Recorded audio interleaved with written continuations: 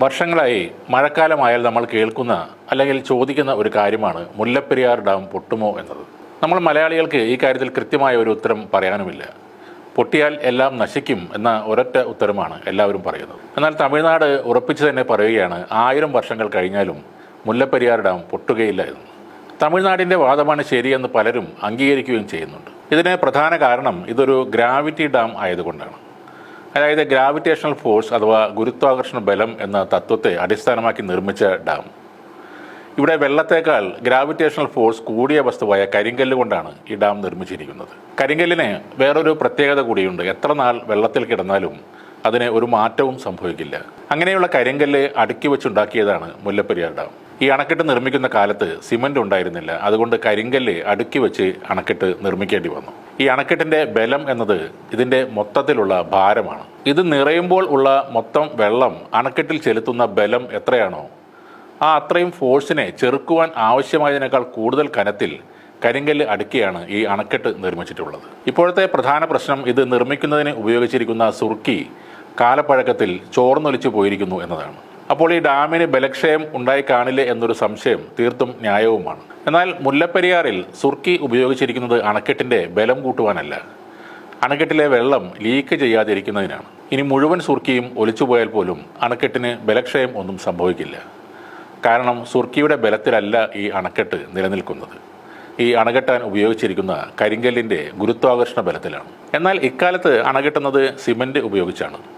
Cement ഉപയോഗിച്ച് അണകെട്ടുമ്പോൾ കരിങ്കല്ലിന്റെ അളവ് വലിയ തോതിൽ കുറയുന്നു, പണിക്കൂലിയും കുറയും. വളരെ ചുരുങ്ങിയ ചെലവിൽ അണക്കെട്ട് നിർമ്മിക്കുവാനും കഴിയും. എന്നാൽ ഈ കരിങ്കല്ലിന് ഒന്നും സംഭവിക്കാത്തിടത്തോളം കാലം എത്ര വർഷങ്ങൾ കഴിഞ്ഞാലും മുല്ലപ്പെരിയാർ അണക്കെട്ട് പൊട്ടുകയില്ല. ഇനി ഒരു ഭൂമി കുലുക്കം ഉണ്ടായാൽ അണക്കെട്ട് തകരില്ലേ എന്ന ചോദ്യമായിരിക്കും വരുന്നത്. അതിൻ്റെ ഉത്തരം ഭൂമി കുലുക്കം ഉണ്ടായാൽ തകരാത്ത ഒന്നും ഈ ഭൂമിയിൽ ഇല്ല എന്നതാണ്. ഇനി അങ്ങനെ ഉണ്ടാകുന്നു എന്ന് തന്നെ കരുതുക. അങ്ങനെ മുല്ലപ്പെരിയാർ അണക്കെട്ട് തകർന്ന് അതിലെ വെള്ളം മുഴുവനും ഇടുക്കി അണക്കെട്ടിൽ വന്ന് അതും തകരുന്നു. അതോടെ 40 ലക്ഷത്തിലേറെ ജനങ്ങൾ മരിക്കും, 5 ജില്ലകൾ ഇല്ലാതാവും എന്നൊക്കെ പറയുന്നുണ്ട്. എന്നാൽ ഏതൊരു അണക്കെട്ടും നിർമ്മിച്ചിരിക്കുന്നത് അത് നിറഞ്ഞ് കവിഞ്ഞ് ഒഴുകിയാലും തകരാത്ത അത്ര ബലവത്തായിട്ടാണ്. അതുകൊണ്ട് തന്നെ അത് പൊട്ടില്ല.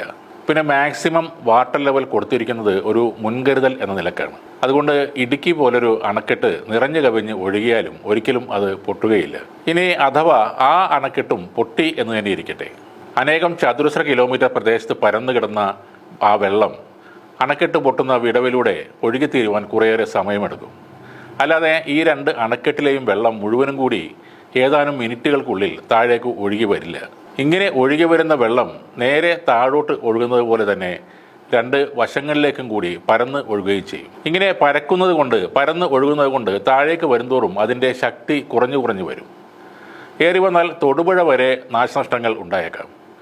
അതിനെയാണ് എറണാകുളം, കോട്ടയം, തൃശ്ശൂർ ഒക്കെ പൂർണ്ണമായും നശിക്കും എന്ന് പറയുന്നത്. അതുകൊണ്ട് ഈ വിഷയത്തിൽ ഈ മഴക്കാലത്ത് ഭയക്കാതെ സ്വസ്ഥമായിരിക്കുക. അണക്കെട്ട് തകരുമെന്ന പല വ്യാഖ്യാനങ്ങളും കേരളത്തിൽ പ്രചരിക്കുന്നുണ്ട്. പക്ഷേ അത് വേറെ ആരും കണക്കിലെടുക്കുന്നില്ല എന്നതാണ് സത്യം. നമ്മളെ അവരൊക്കെ ചിലർ കളിയാക്കുകയും ചെയ്യാറുണ്ട്. അതുകൊണ്ട് തന്നെയാണ് സുപ്രീം കോടതിയിൽ നമ്മൾ ഈ വിഷയത്തിൽ നിരന്തരം തോറ്റുകൊണ്ടിരിക്കുന്നത്. ഇനി ഈ ഡാമുകളുടെ കപ്പാസിറ്റി നോക്കാം. മുല്ലപ്പെരിയാർ പൊട്ടിയാൽ അതിൽ നിന്നുള്ള ജലത്തിന്റെ മാക്സിമം 70% ജലം മാത്രമേ ഇടുക്കി റിസർവോയറിൽ എത്താൻ സാധ്യത കാണുന്നുള്ളൂ. മുല്ലപ്പെരിയാർ റിസർവോയറിന്റെ മൊത്തം കപ്പാസിറ്റി 3,59,332 ഏക്കർ ഫീറ്റാണ്. ഇടുക്കി റിസർവോയറിന്റെ മൊത്തം കപ്പാസിറ്റി 16,18,184 ഏക്കർ ഫീറ്റ്. ഇതിനെ 1233 കൊണ്ട് ഗുണിച്ചാൽ ക്യൂബിക് മീറ്ററിലുള്ള കണക്ക് കിട്ടും. ഈ കണക്കുകൾ പ്രകാരം 4 or 5 നിറഞ്ഞു നിൽക്കുന്ന മുല്ലപ്പെരിയാറിലെ ജലം താങ്ങാനുള്ള കപ്പാസിറ്റി ഇടുക്കി ജലാശയത്തിന് ഉണ്ട് എന്നതാണ്. മറ്റൊരു വാദമാണ് മുല്ലപ്പെരിയാർ പൊട്ടി വരുന്ന ജലത്തിന്റെ ഫോഴ്സ് പ്രവചിക്കാൻ പറ്റില്ല എന്നും അതിൽ നിന്നും വരുന്ന കല്ലും മണ്ണും സിമന്റും മരങ്ങളും ഒക്കെ കാരണം ഇടുക്കി തകർന്നു പോകും എന്നും. ഡാം പൊട്ടിയാൽ വരുന്ന വെള്ളത്തിന്റെ നല്ലൊരു ശതമാനവും വഴിതിരിച്ചു വിടാൻ കഴിയുന്ന സ്ഥലമാണ് മുല്ലപ്പെരിയാർ, ഇടുക്കി, പെരിയാർ നദി മേഖലകൾ. മുല്ലപ്പെരിയാറിൽ നിന്നും വരുന്ന ജലം ഇടുക്കി റിസർവോയറിൽ പ്രവേശിക്കുന്ന സ്ഥലം തൊട്ട് ഇടുക്കി ചെറുതോണി അണക്കെട്ട് വരെ 15 കിലോമീറ്ററിൽ കൂടുതലുണ്ട്. ഫുൾ ഫോഴ്സിൽ വരുന്ന ജലവും സാധനങ്ങളും അഞ്ചുരുളി, കാൽവരി മൗണ്ട് മേഖലകൾ തട്ടി ശക്തി കുറയും.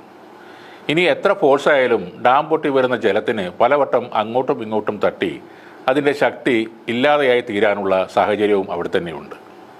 ആ പ്രദേശത്തിൻ്റെ മാപ്പ് നോക്കിയാൽ അത് മനസ്സിലാക്കാവുന്നതാണ്. ചുരുക്കി പറഞ്ഞാൽ ഡാം തകർന്നു വരുന്ന ജലം ഇടുക്കി റിസർവോയറിൽ പ്രവേശിച്ചാലും ഇടുക്കി ഡാം വരെ എത്താൻ മിനിറ്റുകളോ മണിക്കൂറുകളോ എടുത്തേക്കാം. ഇതിൽ പലരും പറയുന്നത് പോലെ കല്ലും മണ്ണും സിമൻറ്റും ഒന്നും ഇടുക്കി ഡാമിലേക്ക് അടുക്കാൻ പോലും സാധ്യതയില്ല. ഇടുക്കി റിസർവോയറിലെ ഏറ്റവും ദുർബലമായ ഡാമാണ് കുളമാവ് ഡാം. എന്നാൽ മുല്ലപ്പെരിയാർ ജലം ഇടുക്കി റിസർവോയറിൽ പ്രവേശിച്ചാലും കുളമാവിൽ അതിൻ്റെ ഇഫക്റ്റ് വളരെ പതുക്കെ എത്തുകയുള്ളൂ. 40 കിലോമീറ്ററിന് അടുത്ത് സഞ്ചരിച്ചാലേ അവിടെ എത്താനാവും. അവിടെ എത്തുമ്പോഴേക്കും വെള്ളത്തിൻ്റെ ശക്തി ഒന്നുമല്ലാതെയായി തീരാൻ തന്നെയാണ് സാധ്യത. മാക്സിമം സംഭവിക്കാൻ പോകുന്നത് 2018 സംഭവിച്ചതുപോലത്തെ ഒരു പ്രളയം ആയിരിക്കും. അതുകൊണ്ട് മുല്ലപ്പെരിയാർ പൊട്ടുമെന്ന ഭീതിയിൽ ഉറക്കം നഷ്ടപ്പെടുത്തേണ്ട കാര്യമില്ല. തമിഴന്മാരെയും കോടതികളെയും ചീത്ത വിളിക്കുകയും വേണ്ട. സുപ്രീം കോടതിക്ക് കേരളത്തിലെ ജനങ്ങളും തമിഴ്നാട്ടിലെ ജനങ്ങളും ഒരുപോലെ തന്നെയാണ്.